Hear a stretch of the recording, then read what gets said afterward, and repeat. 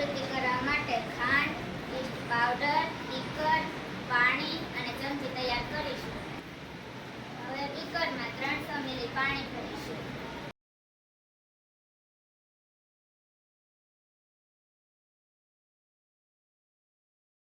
ત્રણ ચાર ચમચી ખાંડ નાખીશું.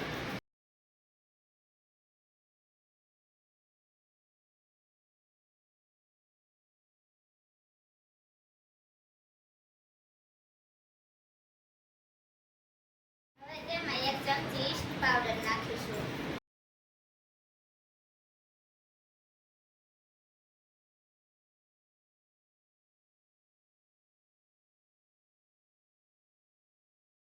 બાદ આ મિશ્રણને 4-5 કલાક ગરમ અને ઉફાળી જગ્યા પર ઢાંકીને રાખીશું.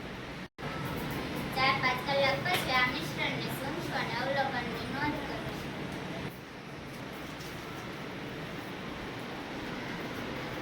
આ વાત આલ્કોહોલની છે, જે ખાંડને આલ્કોહોલ